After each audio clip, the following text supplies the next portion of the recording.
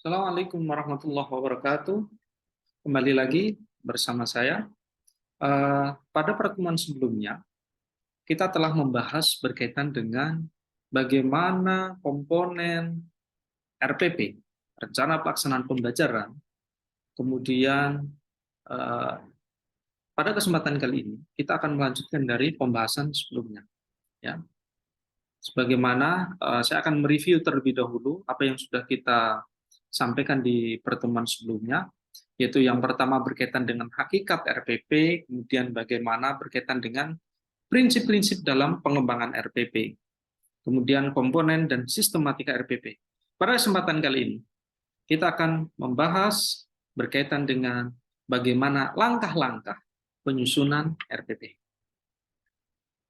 Saya akan mereview terlebih dahulu sedikit ya, mengingatkan berkaitan dengan pengertian RPP. Ya. RPP itu adalah rencana pembelajaran yang dikembangkan secara rinci mengacu pada silabus, buku teks, dan buku panduan serta referensi lainnya.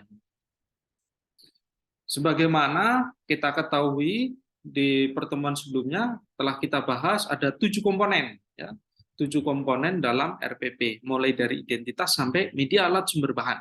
Nah itu ya, saya mereview secara singkat saja.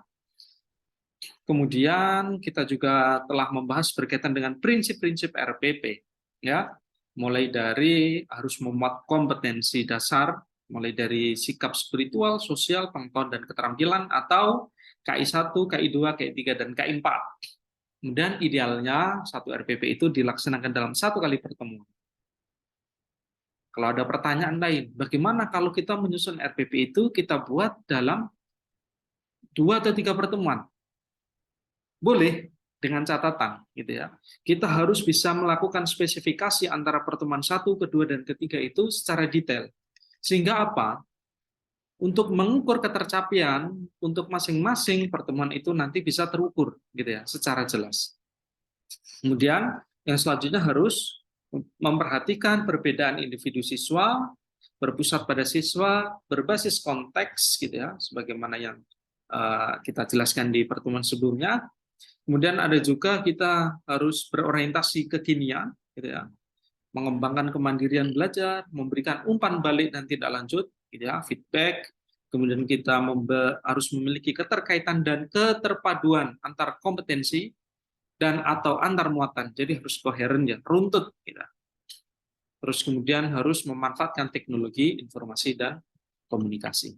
Nah, setelah kita mempelajari berkaitan dengan bagaimana komponen RPP, kemudian kita telah membahas juga berkaitan dengan prinsip-prinsip dalam menyusun RPP. Pada kesempatan kali ini, yang akan kita bahas berkaitan dengan bagaimana langkah menyusun RPP. Yang pertama, dalam konteks gitu ya, langkah yang pertama itu kita harus mengkaji silabus. Ya, kalau untuk tingkatan SD, sekolah dasar, kita harus mengecek tematiknya, ya, mengecek atau mengkaji silabus tematik. Kalau untuk SD, tema apa yang harus yang akan kita sampaikan sekarang? Kalau untuk SMP, SMA, ya, silabus secara umum, gitu ya. Karena kalau khusus SD itu adalah tematik. Ini khusus untuk kurikulum 2013 ya, teman-teman. Berbeda lagi nanti seperti yang saya sampaikan sebelumnya, dalam kurikulum Merdeka saat ini, ya, RPP itu berganti nama menjadi modul ajar. Sebenarnya secara konten dan konteks antara RPP dan modul ajar itu tidak jauh berbeda. Ya, secara konten dan konteks ya, tidak jauh berbeda. Nah, dalam menyusun RPP, kita kembali lagi pada topik kita. Yang pertama yang harus kita lakukan adalah mengkaji silabus. Ya, secara keseluruhan, materi pertama harus kita lihat apa yang kita sampaikan, metode, strategi apa yang akan kita pilih, gitu ya. Waktunya berapa menit. Nah, itu kita kaji. Kemudian yang selanjutnya adalah mengkaji buku guru. Kita lihat dulu buku guru isinya apa. Ya, langkah-langkah pembelajaran yang ada dalam buku guru kita perhatikan secara detail. Kemudian kita juga harus mengkaji buku siswa. bagaimana nanti implementasi materi yang ada di buku siswa itu harus jelas, gitu ya. Ini berkaitan dengan kurikulum 2013. Kemudian kita akan melihat bagaimana mengembangkan kegiatan pembelajaran. Berbicara berkaitan dengan kegiatan pembelajaran, ini konteksnya sangat luas. Sebagaimana yang saya paparkan pada pertemuan sebelumnya, dalam kegiatan pembelajaran itu kan terdiri dari 3, yaitu kegiatan pendahuluan, kegiatan inti, dan kegiatan penutup. Nah, kita harus bisa mengembangkan itu masing-masing step, ya, langkah. Baik mulai dari kegiatan pendahuluan, kegiatan inti, dan kegiatan penutup. Selanjutnya adalah penjabaran jenis penilaian. Sebagai guru, ya, tentunya kita sudah bisa memperkirakan, kita sudah bisa memprediksi, dan kita juga bisa memilih, ya, kira-kira idealnya untuk materi yang saya ajarkan dengan kondisi siswa saya, dengan kondisi fasilitas yang saya miliki dalam proses pembelajaran. Itu nanti jenis penilaian yang tepat yang saya pilih untuk gunakan untuk penilaian itu apa? Nah, jadi guru sudah bisa melihat berdasarkan analisis yang dilakukan.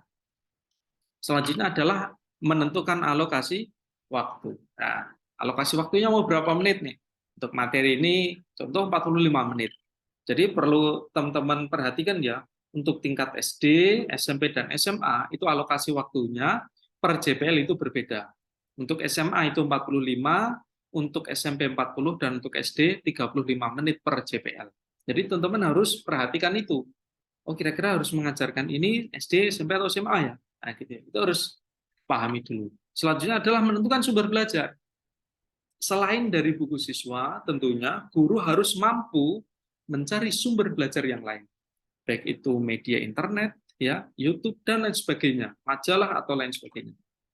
Nah, guru harus menentukan itu sumber belajar, sehingga nanti daftar pustaka itu harus sudah tertulis. Sehingga apa? Ketika siswa membaca RPP yang dibuat oleh guru, siswa sudah bisa, oh ternyata untuk mempelajari materi iman kepada Allah contohnya, itu siswa bisa, oh ternyata sumbernya dari ini. Jelas gitu ya.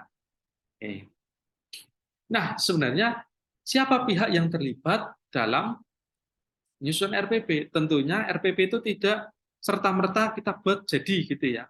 Tentunya ada melibatkan siswa, pendidik, tenaga kependidikan, pimpinan satuan pendidikan, dinas gitu ya. Kalau dalam dokumen RPP itu gitu ya, kita akan memperhatikan. Karena apa? Basicnya adalah student center learning, maka siswa akan terlibat dalam RPP kita. Pendidik itu sendiri, tenaga kependidikan itu nanti contoh kita berbicara terkait dengan alat dan segala macam, kita tentunya akan bersinggungan dengan tenaga kependidikan. Pimpinan satuan pendidikan itu adalah yang mengkoreksi RPP kita. Nah, dinas itu nanti kalau ini berkaitan dengan pengawas. Kalau ada penilaian kepala sekolah, penilaian dari pengawas, itu nanti, maka tentunya pihak-pihak inilah yang terlibat dalam penyusunan dan juga implementasi dari penyusunan RPP. Saya rasa cukup untuk pertemuan kali ini. Untuk pertemuan selanjutnya akan kita bahas hal-hal lain. Dari saya Sacupan Sian, kurang lebihnya mohon maaf. Assalamualaikum warahmatullahi wabarakatuh.